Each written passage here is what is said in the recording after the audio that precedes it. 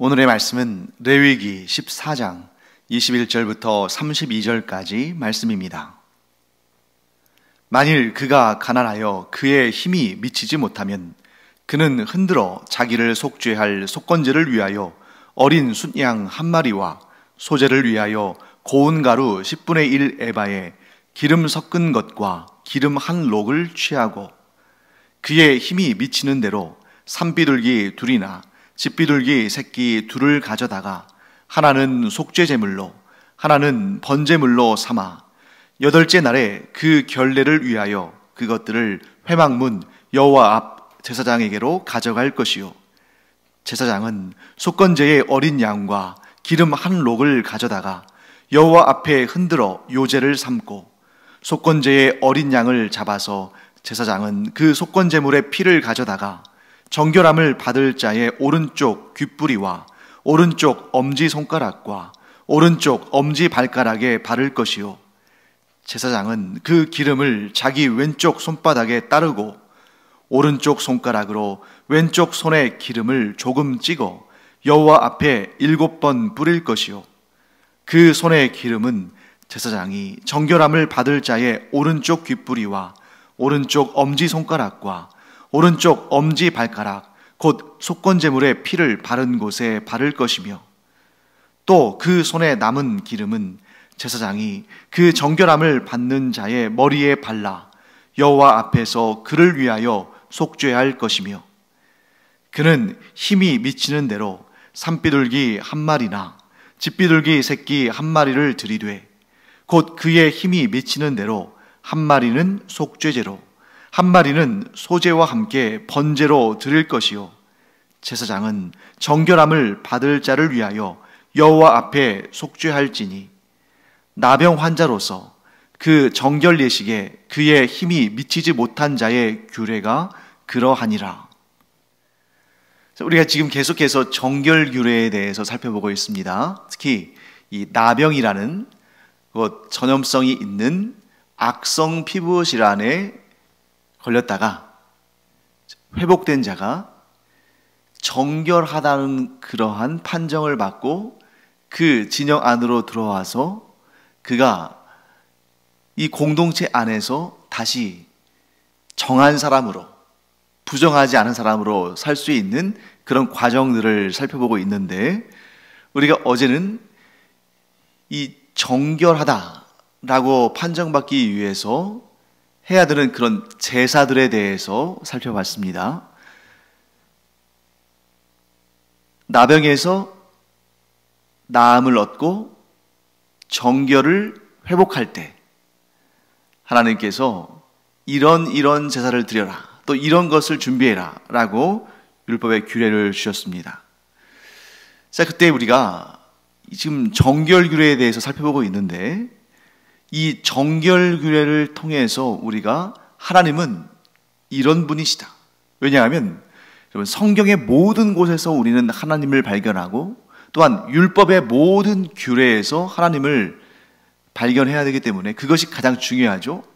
지금 정결 규례에서 순양이 2마리가 필요하고 또 1년 된 어린 암양이 필요하고 또 소제에 사용할 그러한 고운 가루 10분의 3 에바가 필요하고 또 기름 한 록이 필요하고 이런 구체적인 것을 다 물론 외우면 좋겠습니다만 그것을 다 외우지 못한다 할지라도 그런 규례, 그런 율법, 그런 말씀 속에서 하나님을 알아가고 하나님의 마음을 느끼는 것이 더 중요하다는 거죠. 자, 그렇다면 이 시간 제가 2가지의 질문을 여러분과 나누기를 원합니다. 첫째는 이런 정결 규례를 우리가 배우고 있는데 정결 규례를 통해서 하나님은 이러이러한 분이시다 하고 정의를 한다면 어떻게 정의할 수 있을까? 여러 가지가 나오겠습니다만 저는 대표적인 것 3가지를 한번 생각해 봤습니다. 첫째, 하나님은 죄를 싫어하시는 분이시다. 자, 왜 정결 규례가 주어졌겠습니까? 더러운 것, 부정한 것, 죄악된 것을 씻어라. 그것을 씻고 다시 거룩한 자가 되어라. 하나님께서 이것을 요구하시는 거잖아요. 그렇기 때문에 이 정결규례 속에서 우리가 발견할 수 있는 하나님은 어떤 분이시냐면, 하나님은 죄를 싫어하시는 분이시다. 두 번째가 바로 거기서 나오겠죠. 그리고 하나님은 정결함을 좋아하시는 분이시다. 그리고 세 번째, 그리고 하나님은 정결함을 잃어버린 자를 내쫓고 멸망케 하시고 버리시는 분이 아니라, 하나님에 속했던 자가, 하나님의 백성이, 하나님을 섬기던 자가 어떤 문제로든 간에 죄든지 부정한 것에 접촉했든지 나병이든지 그 일로 말미암아 부정하게 되었을 때, 곧 정결함을 잃어버렸을 때 그를 내치시는 것이 아니라 그가 정결함을 회복할 수 있는 길을 열어주시는 분이시다. 하나님은 죄를 싫어하시는 분이시다. 즉 하나님은 죄와 부정을 싫어하시는 분이시다. 그리고 하나님은 정결함과 거룩함을 좋아하시는 분이시다. 그리고 세 번째, 하나님의 백성이, 하나님의 사람들이 그러한 정결함을 잃었을 때에, 어떤 이유든 잃었을 때에 그것을 회복할 수 있는, 곧 정결함을 회복할 수 있는 길을 열어주시는 분이시다. 이렇게 하나님에 대해서 우리가 정의를 할 수 있겠습니다.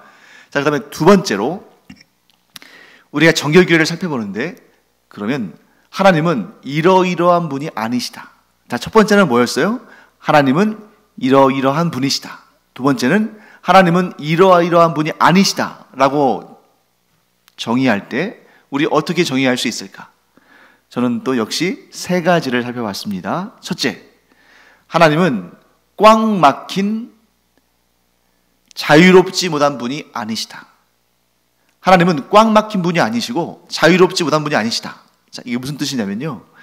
자, 꽉 막혔다는 것은 뭐냐면, 한 번 원칙을 정하면 그냥 고지곳대로 그것만 주장하는 거죠. 자유롭지 못하다는 것은 또 뭘 의미합니까? 자유의지로 이것을 바꾸거나 변경하거나 돌이키거나 할 수 있어야 되는데, 그렇게 하지 못한, 즉 예를 들어서 하나님께서 어떤 규정을 만드시면 하나님마저도 그 규정에 얽매여서 반드시 그 규정대로만 해야 되는, 자유롭지 못한 거죠. 그런데 하나님은 꽉 막힌 분이 아니시고 또한 자유롭지 못한 분이 아니시다. 그렇기 때문에 오늘 우리가 읽은 본문에서 가난한 자에 대한 규례를 하나님께서 새롭게 만들어 주신 거예요. 나병으로부터 나음을 얻은 자가 정결을 회복해야 되는데 거기에 대한 규례가 있잖아요. 그래서 어린 순양 2마리, 1년 된 어린 암양 1마리, 또 10분의 3 에바의 고운 가루, 기름을 섞은, 그리고 기름 1록, 이렇게 준비해야 되는데 모든 사람들이 그것을 준비할 만큼 재정적인 여유가 있는 것은 아니잖아요. 특히 가난한 사람들은. 근데 이 가난한 사람들도 하나님께서도 한번 정하신 규례를 어떻게 바꾸실 수 없으니까 그대로 따라야 한다면 어떤 이들은 어떻게 되겠습니까? 가난해서 정결 규례에 드릴 재물을 준비하지 못해서 정결함을 회복하지 못하는 그런 안타까운 그런 상황이 생길 수 있잖아요. 그렇기 때문에 하나님께서는 한번 율법을 정하셨을 때 그냥 거기에만 꽉 막혀서 자유롭지 못하고 그것을 고지곳대로 지켜야 한다면 가난한 사람들은 정결함을 회복할 수 없는 거죠. 그렇기 때문에 하나님은 꽉 막힌 분도 아니시고 자유롭지 못한 분도 아니시고 언제든지 길을 여실 수 있는 그런 분이시다 하는 걸 우리가 볼 수 있고요. 그래서 두 번째, 하나님은 인정사정 없으신 분이 아니시다. 많은 우상신들은 사람에게 인정사정 봐주지 않습니다. 왜? 신은 군림하는 존재고 인간은 그 다스림을 받고 섬겨야 되는 존재니까 막 그 힘과 권력으로 인간을 그냥 잡고 흔들고 마음대로 하는 거죠. 그런데 하나님은 그렇게 인정사정 없는 분이 아니시다. 그래서 여러분, 이 몰렉신 같은 경우는 네가 나에게 최고의 숭배를 한다는 것을 너의 자식을 불에 태워 인신 공양하는 것으로 그 마음을 표현하라. 이런 식으로 이제 규정되어 있잖아요. 몰렉신 숭배의 내용이. 그런데 우리 하나님은 그렇게 신이라는 지위를 가지고 능력을 가지고 권세를 가지고 인정사정 없이 인간을 대하시는 그런 분이 아니라 심지어 그 죄 많은 인간들을 위해서 자기의 독생자 예수 그리스도를 내어주시는 그런 분이십니다. 그러니까 하나님께서 정결교회를 명하시면서 야, 너희 가난한 사람들, 너 빚이라도 져서 훔쳐서라도 정결교회에 필요한 재물들을 바쳐야 돼. 안 그러면 정결할 수 없어. 이런 인정사정 없는 신이 아니다 하는 걸 알 수 있습니다. 그리고 마지막, 거기서 또 이어지는 거죠. 하나님은 재물을 탐하는 욕심쟁이가 아니시다. 여러분, 우상들의 특징이 뭡니까? 우상들은 사람의 탐욕이 반영된 허상입니다. 우상은 실제 신이 아니에요. 그냥 나무 조각, 돌 조각, 금속 조각에 불과합니다. 그런데 사람들이 그 우상을 섬기는 이유는 그 우상에 사람의 탐욕을 반영시키고 있는 거예요. 그러니까 우상들에게 그 말도 못하고 움직이지도 못하고 인격도 없고 감정도 없고 살아있는 존재가 아닌 우상에게 가장 귀한 것을 바친다는 거죠. 심지어 자기 자식까지도. 그런데 하나님은 사람들에게 뭘 뜯어내려고 하는 그런 욕심쟁이가 아니다. 그래서 심지어 하나님께서 뭐라고 말씀하십니까? 나는 너희들이 바치는 그 재물에 질렸다. 그렇게 바치려거든 바치지 말아라. 자, 하나님께서 제사와 재물을 요구하신 이유는 사람들의 마음을 받으시는 거예요. 그런데 그들이 마음에도 없는 그러한 가짜 제사를 바칠 때 하나님께서 기뻐하지 않으시는 거죠. 하나님은 무엇을 원하신다? 진정한 마음을 원하신다. 자, 이처럼 하나님께서는 인정사정 없으신 분이 아니시고 또한 자기가 정하신 규례를 바꾸지 못하는 그런 자유롭지 못한 분도 아니시고 항상 거룩한 길을, 은혜의 길을, 자비의 길을 열어주시는 분이시기 때문에 오늘 본문이 있는 것입니다. 자, 오늘 본문 가운데 어떤 내용이 있었습니까?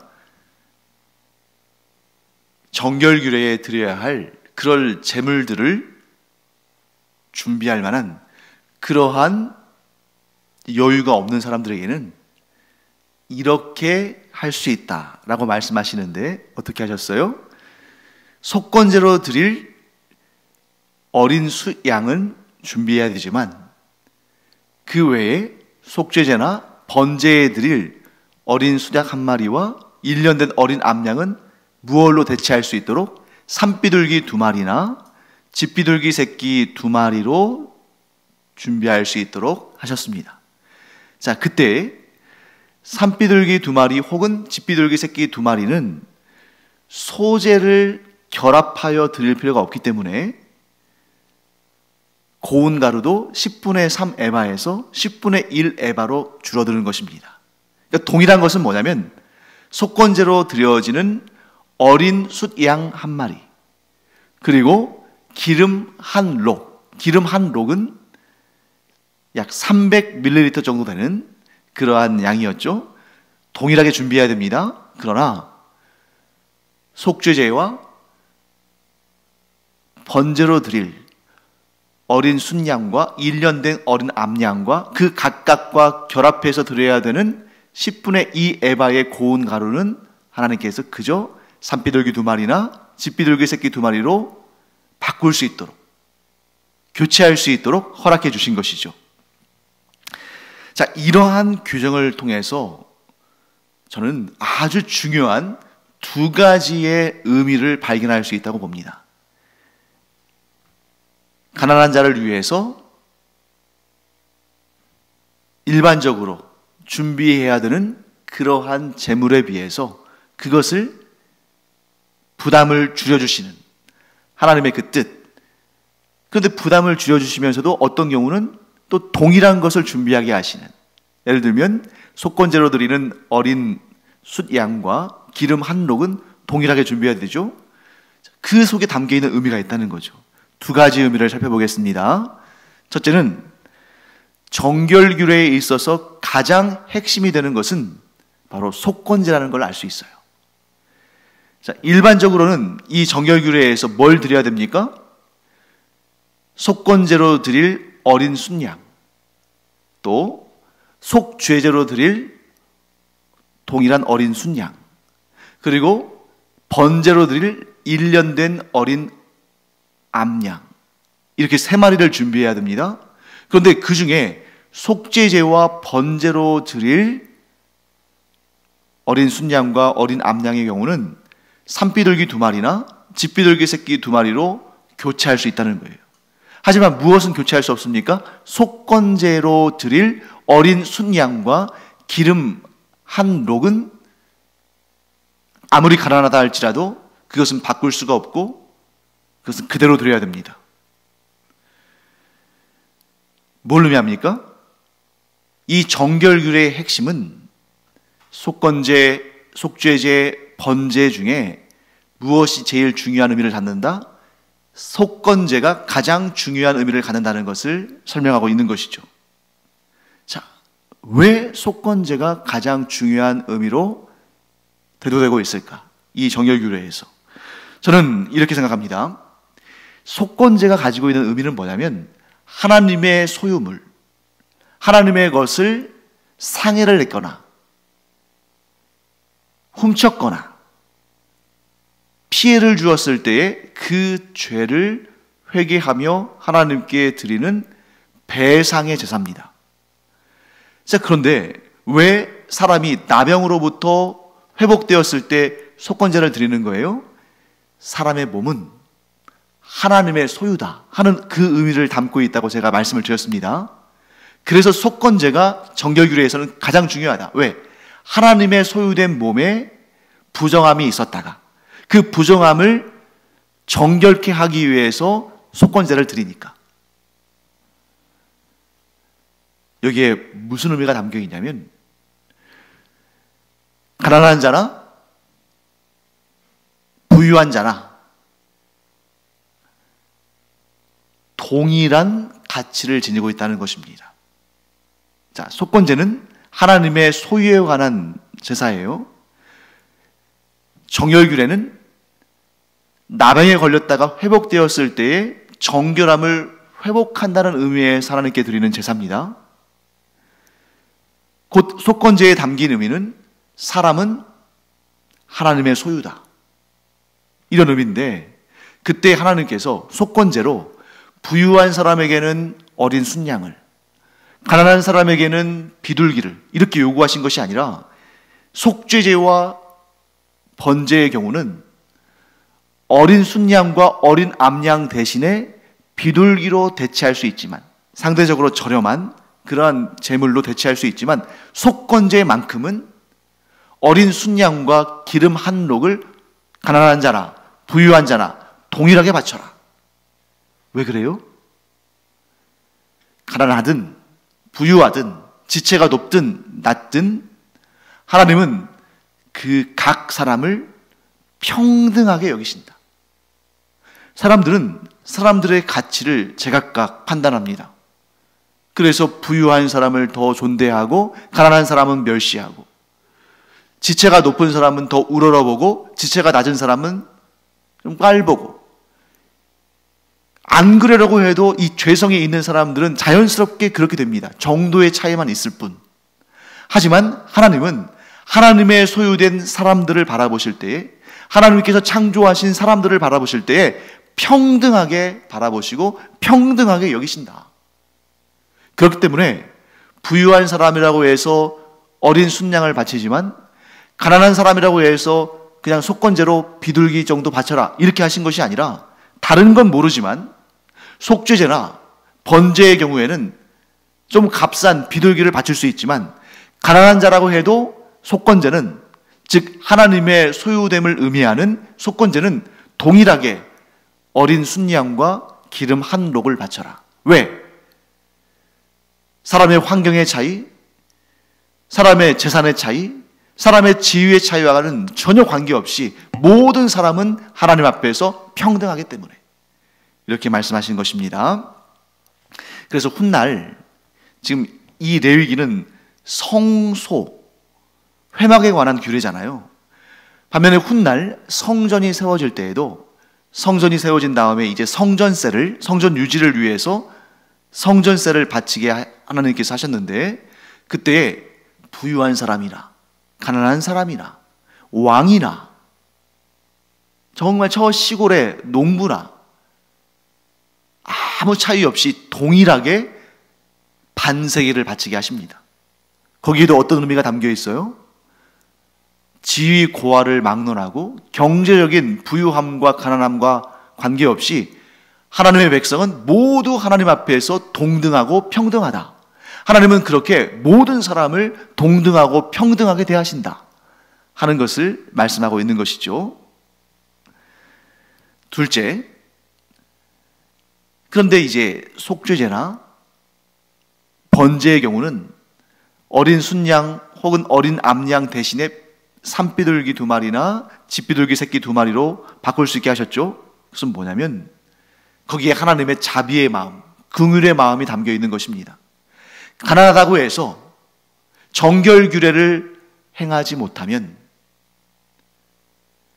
하나님께서 너무 그것을 안타까워 하시기 때문에 내가 바라는 것은, 내가 원하는 것은 비싼 것이 아니다. 내가 비싼 재물을 받고 화려한 것을 받고 또 살찌고 고급스럽고 진귀한 그런 것들을 받고자 함이 아니라 나는 너희의 마음을 받고자 한다. 이렇게 말씀하신 것입니다. 그렇기 때문에 누구든 정결하기를 원하는 자는 정결할 수 있는 길을 하나님께서 열어주신 것이다. 우리는 그런 사실을 알게 되는 것입니다. 그렇기 때문에 누구든 핑계치 못하게 하신 것입니다. 자, 사람들이 정결 규례를 드리지 않는다면 그것은 하나님께서 너무 비싼 자신의 능력에 감당할 수 없는 것을 요구하시기 때문이 아니라 하나님께서 이렇게 깎아주시는데 그럴 마음, 곧 하나님을 향한 마음이 없기 때문인 거죠. 사랑하는 성도 여러분, 저는 바로 이 정결 규례에 대한 하나님의 말씀에서 하나님께서 요구하시는 그 내용들에서 오늘날 우리가 중요한 깨달음을 얻어야 한다고 생각합니다. 자, 오늘날 우리는 율법에 명시되어 있는 이 정결 규례를 따를 필요는 없어요. 어제도 말씀드렸습니다만 우리는 예수 그리스도의 십자가의 보혈을 통해서 이미 속건제, 속죄제, 번제 다 드린 완전한 제사를 드린 완전한 정결함을 입은 사람들이기 때문에 우리는 율법이 원하는 대로, 율법이 요구하는 대로 이렇게 다 이런 규례를 따를 필요는 없습니다. 그럼에도 불구하고 오늘 우리는 이 율법, 이 정결 규례에 담겨 있는 하나님의 뜻을 깨달아야 되는데 특별히 무엇에 관한 것이냐면 우리의 헌신과 헌금에 대한 깨달음을 얻을 수가 있다 하는 것입니다. 자, 이렇게 정리할 수 있겠죠. 하나님은 모든 성도들을 동일하게 여기시고 평등하게 여기시며 모든 성도들의 헌신과 헌금을 기쁘게 받으신다 하시는 것입니다. 그래서 하나님께서는 부유한 자라고 해서 사회적인 지위가 높은 자라고 해서 사람들이 우러러보는 자라고 해서 그의 헌신과 그의 헌금을 더 가치 있게 여기시고 더 기뻐하시는 것이 아니라 또 가난하다고 해서 그의 헌신과 그의 헌금을 하나님께서 하찮게 여기시는 것이 아니라 하나님은 기본적으로 그 액수에 관심이 없이 모든 성도들의 헌신과 헌금을 동일한 마음으로 또 평등하게 여기시고 다 기쁘게 받으신다 하는 것입니다. 그런데 문제는 뭐냐면 우리를 향한 하나님의 마음은 동일하고 하나님은 우리를 모두 평등하게 여기시는데 문제는 사람들이 하나님을 향한 마음이 다르다는 거죠. 여기에 포인트가 있습니다. 하나님은 하나님의 모든 피조물들을 동일하게 사랑하시고 평등하게 여기십니다. 그런데 그에 반해서 각각의 사람들은 하나님을 향한 마음, 하나님을 향한 헌신, 그것이 다르다는 거예요.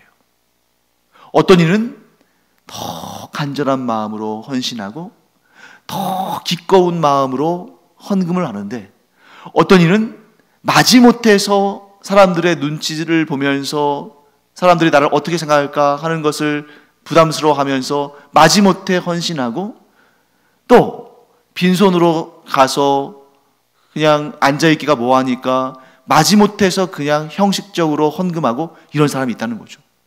하나님은 동일하시고 평등하게 대하시지만 사람은 각자에 따라서 하나님을 대하는 태도와 자세와 마음이 다르다는 것입니다. 그래서 이러한 사람들의 마음을 성경이 말씀하시는 내용이 있어요. 어느 날 예수님께서 예루살렘 성전에 헌금궤가 바라다 보이는 곳에 앉아 계셨습니다. 그리고 헌금하는 사람들을 유심히 지켜보셨어요. 그때 많은 부유한 사람들, 사회적인 지체가 높은 사람들, 예를 들면 바리새인들이랄지 서기관이랄지 제사장이랄지 왕이랄지 이런 사람들 있지 않겠어요? 이런 사람들이 와서 많은 헌금궤에 넣는 것을 보셨습니다. 그런데 그들이 많은 것을 넣는 것을 어떻게 아셨냐면, 물론 예수님은 모든 것을 다 꿰뚫어 보시고 아시는 분입니다만 예수님이 아니라 할지라도, 예수님의 제자들이라 할지라도 저 사람들이 많은 액수를 넣는다는 것을 단번에 알 수 있었어요. 왜? 그들이 알아보도록 넣었으니까. 어떤 이는 자기가 그 헌금궤에 금화, 비싼 그 높은 가치의 돈을 넣는다는 것을 사람들이 알도록 헌금을 번쩍 들은 다음에 넣든지, 아니면 많은 그런 그 액수의 돈이 들어가고 있다는 것을 알리기 위해서 우두둑 떨어뜨리면서 일부러 소리나게, 쨍그랑쨍그랑 소리나게 떨어뜨린다든지, 이런 방식을 통해서, 또는 어떤 이는 또 큰 소리로 하나님 제가 이렇게 많은 예물을 하나님께 드릴 수 있도록 하셔서 감사합니다, 이런 식으로 표현하면서 헌금을 하니까 알게 되는 수밖에 없죠. 모를 수가 없는 겁니다. 그런데 예수님은 한 여인에게 주목하셨습니다. 이 여인은 단 2렙돈을 헌금궤에 넣었어요. 2렙돈은 오늘날 우리의 가치로 대략 500원짜리 동전 2개를 넣은 겁니다. 그러니까 이 여인이 그 많은 돈을 헌금하는 사람들 그 사이에서 얼마나 부끄러웠겠어요. 그러니까 정말 부끄럽고 또 한편으로는 죄송스럽고 한 마음으로 몰래 2렙돈을 넣었는데, 예수님께서 뭐라고 하시냐면, 이 과부가, 이 여인이 오늘 이 성전에서 헌금궤에 헌금한 사람 중에 가장 많은 것을 드렸다. 예수님께서 무엇을 보십니까? 액수를 보신 것이 아니라 그 마음의 중심을 보신 것입니다. 사랑하는 성도 여러분, 하나님은 모든 사람을 공평하게, 동일하게, 평등하게 대하십니다. 그런데 사람들은 하나님을 향해 동일한 헌신, 평등한 헌금을 드리는 것이 아닙니다. 어떤 이는 아끼고 주저하고 어쩔 수 없이 드리는 거죠. 그러나 하나님은 그런 마음 기뻐하지 않으십니다. 왜? 하나님은 하나님이 거룩하심으로 거룩함을 유지하기 위해서, 거룩함을 회복하기 위해서, 정결함을 회복하기 위해서 애쓰는 사람을 기뻐하시듯이, 하나님은 하나님께서 그러하셨듯이 하나님께서 우리를 위해서 그 독생자 예수 그리스도의 생명조차 아끼지 아니하시고 내어주신 것처럼 우리도 우리의 삶을, 우리의 가장 좋은 것을, 우리의 지극히 큰 정성을, 그 정성이 담긴 헌신과 헌금을 하나님께 드리는 것을 하나님은 기뻐하신다. 곧 하나님은 하나님의 마음을 닮은 자를 기뻐하신다. 그것이 곧 이 정결규례에 담겨있는 의미입니다. 사랑하는 성도 여러분, 여러분이 지금 최근에 계속해서 이 어려운 레위기 본문을 우리가 지금 공부하고 있잖아요. 저도 이 부분을 설교하기 위해서 많이 공부하고 또 많이 암기하고 이렇게 설교를 해야 됩니다. 그런데 여러분은 설교자나 신학자가 아니니까 이런 구체적인 그러한 규례들, 예를 들어서 어린 순양 2마리와 어린 암양 1년 된 어린 암양 1마리와 또 300ml 정도 되는 그러한 기름 한 록과 또 10분의 3 에바의 고운 밀가루, 곧 6.6리터에 해당하는 고운 밀가루를 준비해야 되고 이런 거 여러분들 잊어버려도 괜찮습니다. 물론 기억하면 좋겠습니다만 그것을 어떻게 다 일일이 기억하겠어요? 하지만 그 정결규례에 담겨있는 하나님의 마음, 어떤 마음이었어요? 하나님은 하나님을 닮은 자를 기뻐하신다. 하나님께서 거룩하심으로 나도 거룩하기를 원해서 정결을 지키려고, 거룩함을 지키려고 애쓰고, 그러나 사람이기 때문에 어떤 부정한 것에 접촉했거나 또 원치 않았지만 나병에 걸렸거나 혹은 죄를 지었거나 했을 때 그것으로부터 나음을 얻고 회복되고 정결함을 회복하기 위해서 이렇게 애를 쓰는 사람들 기뻐하시는 것입니다.